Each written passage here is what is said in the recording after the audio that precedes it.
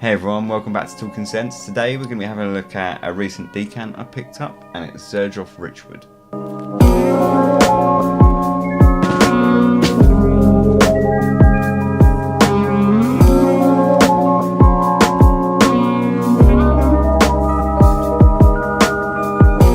So Richwood, it's a rose woody combo, and basically I don't really have a rose in my collection that I kind of really like. I've been kind of on the hunt for one recently, and I was thinking, Xerjoff, I like the house, I generally respect everything they make, so I thought I'd try Richwood, but I wasn't going to blind buy it because of the price. So I picked up a little 5ml decant first, and am I glad I did. So Richwood, it was launched in 2010, and the notes are bergamot, grapefruit and mandarin on the top. In the middle, you got rose and cassie or blackcurrant leaf, and in the bottom you got patchouli, sandalwood, labdanum, vanilla and musk. So you can already see that that's quite basic, and it is quite a linear fragrance, but it's quite a basic kind of little bit of citrus opening with a kind of rose and a ambery sandalwood base is what you feel like you're probably going to get, right? It is quite linear, so when you spray it, you generally the feel for the whole fragrance. So what do you get?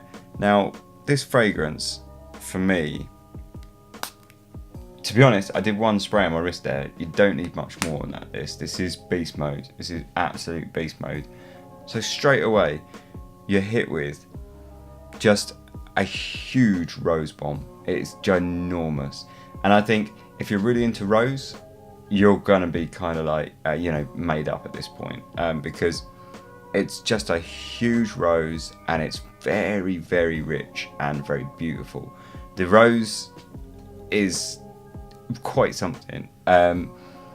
It feels just sleek and silky and velvety and rich, and it's just huge. Like, it's just this big huge rose. There's nothing sort of jammy about it. It doesn't really feel like a sort of sweet sugary kind of fake rose. It just feels like a big rich velvety opulent rose, and it's just ginormous. It's the whole fragrance really. And then after about sort of like a minute or so, like now, you start getting some of those citruses coming out in the background. Now the citrus in this, I feel done really well, and they're actually probably one of my favourite parts of it.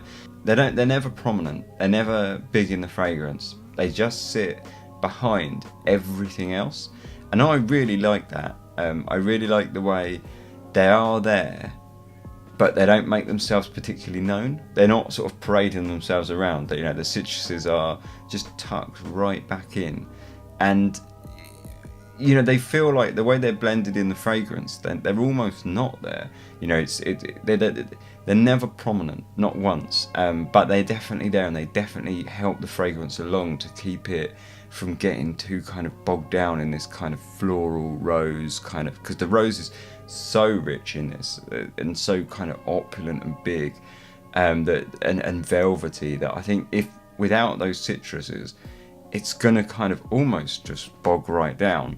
But with those citruses, it just peps it up. But the citruses are never really kind of parading themselves out front. They're always just kind of supporting that rose, and I really like that about this.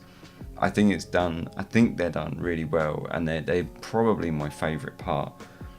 You also get some of that labdanum and some of that vanilla straight off the top, just a tiny bit in the background, just kind of creating this sort of almost ambery kind of feel underneath everything. Just, it's quite subtle. So really, straight off the bat for this opening, we're getting like really huge rose. As it starts to come down after the first minute or so, starting to get a kind of ambery base underneath that, with a little bit of kind of this lovely citrus that, let's say, it's not prominent citrus, it's just sort of settling in between. So like I said, it's quite a linear fragrance. Really, over time, it is going to develop a little bit. That rose drops down and it starts smelling a little bit more acceptable, because when you first spray it, to me, honestly, that rose is too much. It's just like boom. this is like atomic, you know, like if it's gonna bomb, it does it absolutely atomically. It's just like rows, but it takes, you know, after like 10 minutes or so, it calms down, and then it starts feeling very nice actually, and that lavender and that vanilla underneath it meld with it, and then it starts getting real kind of really nice, and the citruses just tuck in there, like in between the kind of ambery kind of base and this gorgeous rose, let's face it. Essentially the real big kind of maneuver, I guess it does, is the patchouli comes out, and the patchouli in this is like clinical patchouli. It's like patchouli if patchouli had never touched the mud ever, like, you know, like if it was kind of grown in some kind of stasis in a laboratory somewhere. That's the kind of patchouli in this. That's what we're talking. And the sandalwood is very nice, and it's a lot of people really enjoy the sandalwood in this and say it's one of the best sandalwoods they've ever tried, and yada yada yada. I wouldn't go that far, but I do think it's really nice. Unfortunately, it takes a really long time for that sandalwood to really kind of come out. It takes a good 4 to 5 hours before you're really going to be able to smell that kind of raw sandalwood, and that to me leads me to the next thing: is it worth it? You know, is it worth the ride to get to that sandalwood? And I don't think it is. I think it's quite a linear, boring fragrance, and I think it's really over the top. And for me, I just don't like it enough. I don't like rose enough to put up with it to get there, and it kind of has a bigger problem, and that's in the terms of its wearability. This fragrance is a tricky one, because I can sort of tell you the notes that I can smell, and that's all quite objective, but to speak about it subjectively, you know, I don't like this. I really don't like it. I think it's beautiful, and I think it's really well done, and I think if you like rose, I think this is definitely something you might want to have a look at. But for me, and this is going to sound ridiculous, but it's too posh. It's too much for me. It smells too expensive, and I struggle to find a point in my life where I would wear this. I really think I just don't know when I would wear it. And for me, this fragrance, if you're not a CEO in a suit that's going to some function room in a 5-star hotel, this isn't gonna suit. Like this is the only time I can possibly think that it's not the only time, but you get what I'm saying. Like it's just smells too expensive, and it smells too showy to me as well. Like I feel like when I wear this fragrance, I get tired of it.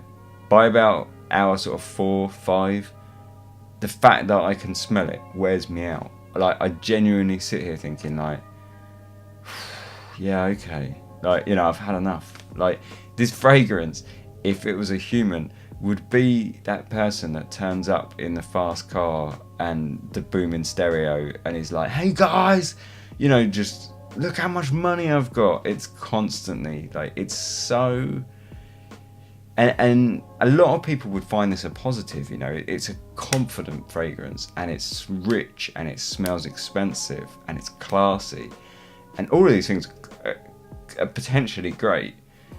But just for me personally, it doesn't sit in my lifestyle. It doesn't sit with my tastes. It doesn't sit with anything that I like about perfumery, really. It's very straight, which is fine. You know, because sometimes you want a perfume like that, like a classy, refined, you know, if you think about it, a classy, refined rose with a beautiful sandalwood, because that's what this has. That should be good, you know. But just for me, it's just not. And I find it hard work, and it tires me out, and I feel tired wearing it. Genuinely makes me feel like tired. Like just smelling it, just having it like in the air around me, just knackers me out, which is probably not good.